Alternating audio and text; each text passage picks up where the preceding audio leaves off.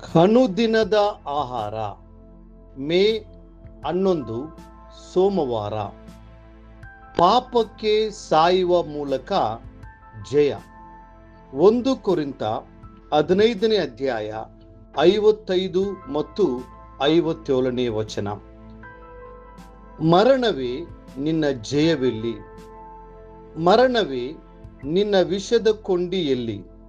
ನಮ್ಮ ಕರ್ತನಾದ ಯೇಸು ಕ್ರಿಸ್ತನ ಮೂಲಕ ನಮಗೆ ಜಯವನ್ನ ದೇವರು ಕೊಟ್ಟಿದ್ದಾನೆ. ಆತನಿಗೆ ಸ್ತೋತ್ರವಾಗಲಿ. ಯೇಸು ಕ್ರಿಸ್ತನು ಮರಣ, ಪಾತಾಳ ಮತ್ತು ಸೈತಾನನ ಮೇಲೆ ವಿಜಯಶಾಲಿಯಾಗಿ ಮತ್ತೆ ಎದ್ದು ಬಂದನು. ಆತನು ಜಯ ಮತ್ತು ಮಹಿಮೆಯಲ್ಲಿ ಪುನರುತ್ಥಾನಗೊಂಡನು. ಆತನ ಮಕ್ಕಳಾದ ನಾವು ಆ ಜಯವನ್ನು ಪರಂಪರೆಯಾಗಿ ಪಡೆದಿದ್ದೇವೆ ಮತ್ತು ಧೈರ್ಯದಿಂದ ಹೀಗೆ ಘೋಷಣೆ ಮಾಡುತ್ತೇವೆ: ಮರಣವೇ ನಿನ್ನ ಜಯವೆಲ್ಲಿ? ಮರಣವೇ ನಿನ್ನ ವಿಷದ ಕೊಂಡಿ ಎಲ್ಲಿ?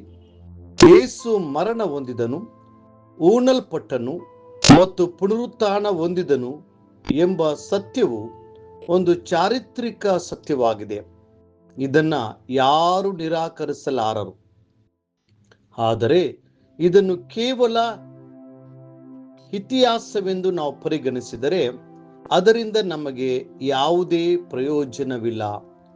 ನಾವು ವೈಯಕ್ತಿಕವಾಗಿ ಶಿಲುಬೆಯ ಬಳಿಗೆ ಬಂದು ನಂಬಿಕೆಯಿಂದ, ನನಗಾಗಿ ನೀನು ಮರಣ ಹೊಂದಿದೆ, ನನಗಾಗಿ ನೀನು ಹೂಣಲ್ಪಟ್ಟೆ ಮತ್ತು ನನಗಾಗಿ ನೀನು ಎಬ್ಬಿಸಲ್ಪಟ್ಟೆ ಎಂದು ಹೇಳಿದಾಗ ಮಾತ್ರ ನಮ್ಮ ಜೀವನದಲ್ಲಿ ರಕ್ಷಣೆಯು ನಿಜವಾಗುತ್ತದೆ.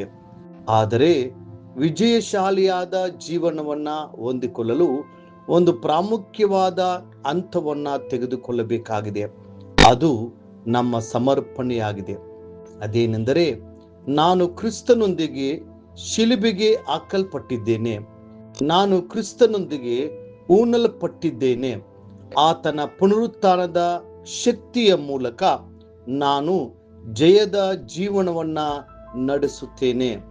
ಇದೇ ಜಯದ ರಹಸ್ಯವಾಗಿದೆ. ಅಪೊಸ್ತಲನಾದ ಪೌಲನು ಹೀಗೆ ಘೋಷಿಸುತ್ತಾನೆ: ನಾನು ಕ್ರಿಸ್ತನೊಂದಿಗೆ ಶಿಲುಬೆಗೆ ಹಾಕಲ್ಪಟ್ಟಿದ್ದೇನೆ. ಕ್ರಿಸ್ತ ಯೇಸುವಿನವರು ತಮ್ಮ ಶರೀರ ಭಾವವನ್ನು ಅದರ ವಿಷಯಾಭಿಲಾಷಿ ಸಹಿತ ಶಿಲುಬೆಗೆ ಹಾಕಿದರು. ಗಲಾತ್ಯ 5ನೇ ಅಧ್ಯಾಯ 24ನೇ ವಚನ. ನಾನು ಶಿಲುಬೆಗೆ ಹಾಕಿಸಿಕೊಂಡು ಲೋಕದ ಪಾಲಿಗೆ ಸತ್ತೆನು. ಗಲಾತ್ಯ 6ನೇ ಅಧ್ಯಾಯ 14ನೇ ವಚನ. ಈ ರೀತಿಯಾಗಿಯೇ ಜಯವನ್ನು ಜೀವನದಲ್ಲಿ ಅಳವಡಿಸಿಕೊಳ್ಳಲಾಗುತ್ತದೆ.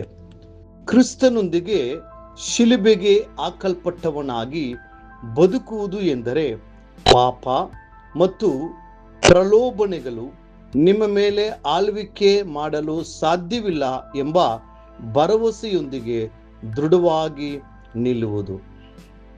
ನಮ್ಮ ಸತ್ಯವೇದವು ಹೀಗೆ ಬೋಧಿಸುತ್ತದೆ: ಕ್ರಿಸ್ತ ಯೇಸುವಿನಲ್ಲಿ ಸೇರುವುದಕ್ಕೆ ದೀಕ್ಷಾಸ್ನಾನ ಮಾಡಿಸಿಕೊಂಡವರಾದ ನಾವೆಲ್ಲರೂ ಆತನ ಮರಣದಲ್ಲಿ ಪಾಲುಗಾರರಾಗುವುದಕ್ಕಾಗಿ ದೀಕ್ಷಾಸ್ನಾನ ಮಾಡಿಸಿಕೊಂಡವೆಂದು ನಿಮಗೆ ತಿಳಿಯದೋ? ಹೀಗಿರಲಾಗಿ ನಾವು ದೀಕ್ಷಾಸ್ನಾನ ಮಾಡಿಸಿಕೊಂಡಾಗ ಆತನ ಮರಣದಲ್ಲಿ ಪಾಲುಗಾರರಾಗಿ ಆತನೊಂದಿಗೆ ಹೂಣಲ್ಪಟ್ಟೆವು. ನಾವು ಕೂಡ ಜೀವದಿಂದೆದ್ದು ಹೊಸಬರಾಗಿ ನಡೆದುಕೊಳ್ಳಬೇಕು. ರೋಮಾಪುರದವರೆಗೆ 6ನೇ ಅಧ್ಯಾಯ 3ರಿಂದ 5 ವಚನಗಳು. ನಾವು ಆತನ ಮರಣದ ಸಾರೂಪ್ಯದಲ್ಲಿ ಆತನೊಂದಿಗೆ ಒಂದಾಗಿದ್ದರೆ ಆತನ ಪುನರುತ್ಥಾನದ ಸಾರೂಪ್ಯದಲ್ಲಿ ಖಂಡಿತವಾಗಿಯೂ ಐಕ್ಯವಾಗಿರುತ್ತೇವೆ. ಪ್ರಿಯ ದೇವರ ಮಗುವೆ, ಯೇಸು ಕ್ರಿಸ್ತನ ಮರಣದಲ್ಲಿ ನೀವು ಮತ್ತು ಆತನ ಪುನರುತ್ಥಾನದಲ್ಲಿ ನಂಬಿಕೆ ಇಟ್ಟು ದೀಕ್ಷಾಸ್ನಾನ ಪಡೆದಿದ್ದರೆ ನಿರಂತರವಾಗಿ ಈ ಸತ್ಯವನ್ನ ಒಪ್ಪಿಕೊಳ್ಳಿರಿ ಮತ್ತು ಜಯಶಾಲಿಯಾದ ಜೀವಿತವನ್ನ ಜೀವಿಸಿರಿ. ಸತ್ತವನು ಪಾಪದ ವಶದಿಂದ ಬಿಡುಗಡೆ ಹೊಂದಿದ್ದಾನಷ್ಟೇ. ರೋಮಪುರದವರಿಗೆ 6ನೇ ಅಧ್ಯಾಯ 7ನೇ ವಚನ. ನಾವು ಪಾಪದ ಪಾಲಿಗೆ ಸತ್ತು ಕ್ರಿಸ್ತನಲ್ಲಿ ಜೀವಿಸಿದಾಗ ಜಯವು ನಮಗೆ ಸಿಗುತ್ತದೆ. ಮುಂದಿನ ಅಧ್ಯಯನಕ್ಕಾಗಿ ದೇವರ ವಾಕ್ಯ.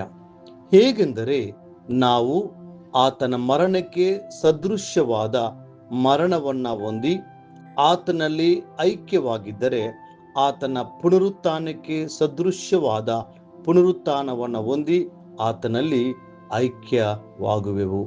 ರೋಮಪುರದವರಿಗೆ 6ನೇ ಅಧ್ಯಾಯ 5ನೇ ವಚನ. ಈ ದಿನ ಓದುವ ದೇವರ ವಾಕ್ಯ. ಮುಂಜಾನೆ 2 ಅರಸುಗಳು 13ನೇ ಅಧ್ಯಾಯ ಮತ್ತು 14ನೇ ಅಧ್ಯಾಯ. ಸಂಜೆ ಯೋಹಾನನು ಬರೆದ ಸುವಾರ್ತೆ 2ನೇ ಅಧ್ಯಾಯ. ದೇವರು ನಿಮ್ಮನ್ನು ಆಶೀರ್ವದಿಸಿ ಕಾಯಲಿ.